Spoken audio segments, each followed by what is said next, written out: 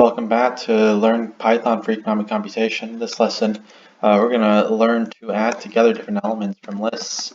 Just use some of the same tools that we've already been using and develop them. So we're going to start with the same two lists that we had from the previous example. I'm going to write these back out again.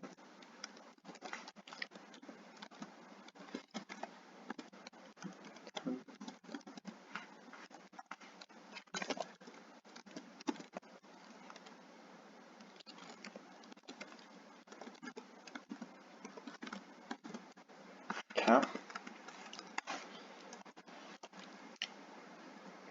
We've already printed these out, but this time what we're going to do is create a new list,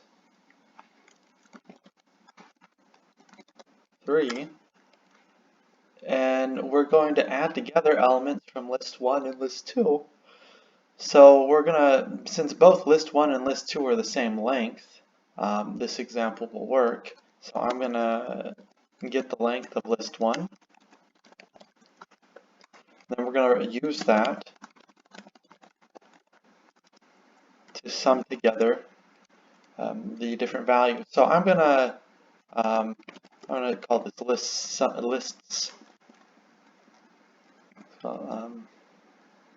Lists sum. Okay, or actually call the ith sum. I think that works. Okay, and we're going to sum together list 1I plus list 2I. Okay, and then we're going to append to list 3 the sum. And then when we're done, we'll print out this list 3. And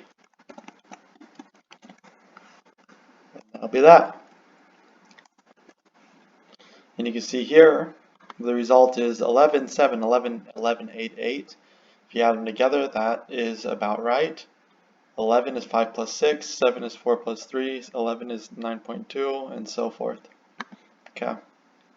But let's keep going with the lessons that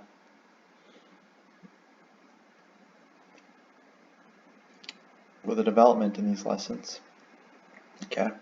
So instead of appending, we could insert at some point in the list, okay? In this case, we're going to use the insert method for index 0. One way to do this would just be to comment out the old one and then say here and run this and see what we get. Oh, I missed my other argument. It's going to say what element you'll enter the value at. Okay.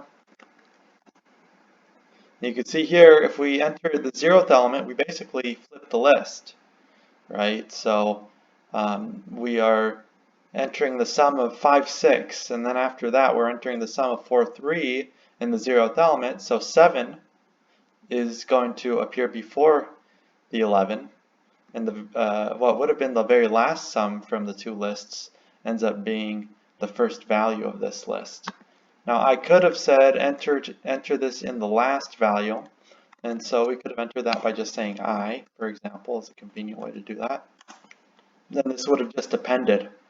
Okay, so you can append by inserting at point I or index I. It gave us the same result as append. But to keep this consistent, let's make this 0. This is consistent with the text. Okay. So we have the append method, we have the insert method.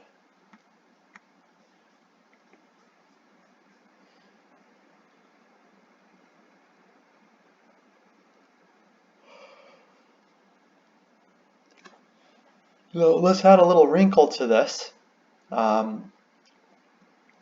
It might end up being that the lists are not the same length. Okay. So what I'm going to do this time is, as in the previous example, the first part of the chapter, I'm going to use length of list 1 and length of list 2, I'm going to make an if statement. I'm going to say if j equals k, or in other words, if list 1 is as long as list 2, then perform this operation. Okay? Now, otherwise, we might run into a problem. Okay? So, first let's run this as is. This shouldn't be an issue.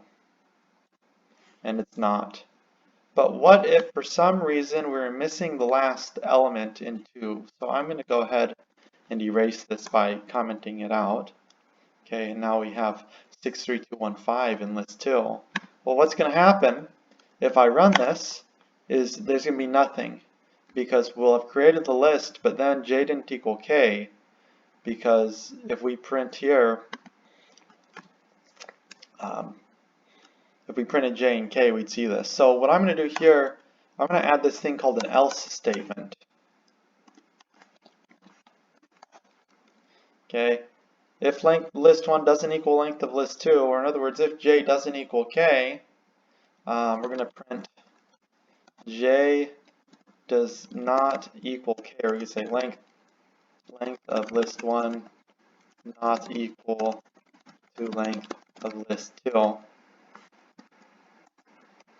Print length list 1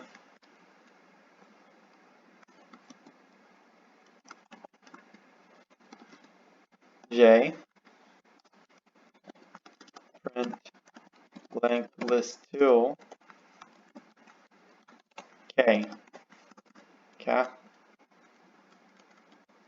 Now if I run this again, we get this output, and you can see here length list 1 is not equal to the length of list 2.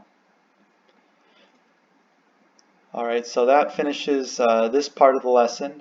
Next lesson we'll go on to removing list elements. See you next time.